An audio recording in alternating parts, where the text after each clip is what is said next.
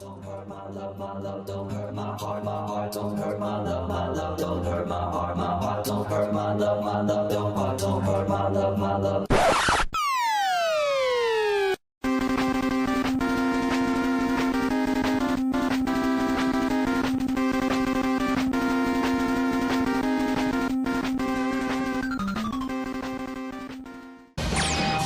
Look, tentacles! Can you handle it, Ulala? Oh, not there. Welcome to episode 9 of the High Level Playcast. Today is the 12th of November 2011. It has just gone midday and is shaping up to be quite a nice weekend indeed. I am your host, Deckard49, and joining me today is absolutely no one, I'm afraid. Flying solo on this occasion, Tamriel has exerted its influence mesmeric and enraptured all should behold it. Everyone is in Tamriel, apart from my good self, a fact which the people I normally would have called quite close friends are continually pointing out in quite an amusing manner. You fucking swines. Okay, no, so there is a little bit of a story behind this, I imagine.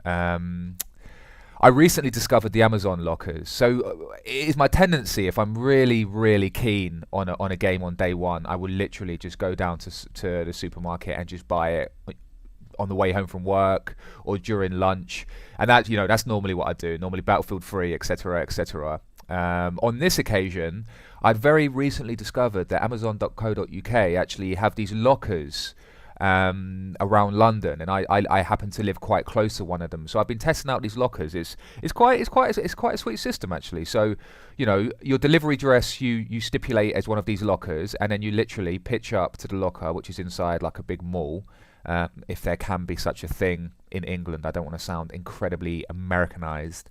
And it's a touchscreen thing, and you type in your code, which they email to you, and the locker in question, there's 40 of them or so, of varying sizes. The locker in question pops open, and out comes your product. I tested it out a couple of times and actually find it really useful. So I decided that I was going to, on this occasion, order a couple of games actually. So Super Mario 3D Land. I also got The Elder Scrolls Skyrim, and I also got Spirit Tracks, which is a DS game, a Zelda game. But I wanted to pick that up as well. So I decided I was going to get them delivered to my locker. Pavlonian conditioning kicked in, I guess, and since I've done the process 500 times before, I immediately selected my home address and put the order through. Recognized 20 seconds or so later that I'd put it through to the wrong place, tried to change it from my home address to the locker address, but I guess Amazon are quite worried about fraud and people stealing cards and then changing the address midway through and all those type of shenanigans. But the upshot is that you can't change to a locker, it would appear, once you've stipulated a home address. So I guess I was counting on Skyrim to come to my house. Delivery was dispatched, estimated date of delivery yesterday. Obviously, Saturday morning, I still haven't seen the game. There was quite a tragic and what I will consider uncouth occurrence this morning, in that I also ordered a book called How We Make Decisions. It's a pop science book about neuroscience and what happens if you affect certain parts of the brain. Has that change behavioral patterns? And there's some famous examples from scientific studies and things of that nature. So I ordered that to come to my house, and they said the delivery estimate on that was going to be 4 to 6 weeks because I had to get it in stock. Got down to my post box this morning. Lovely. A beautifully game-shaped package was awaiting me on the floor. So I was like, oh, fuck those guys. They can stop taking a piss out of me now, because I've got my hands on my copy of Skyrim. Open the package. Suffice to say, it was a book which wasn't supposed to be here for 6 to 8 weeks.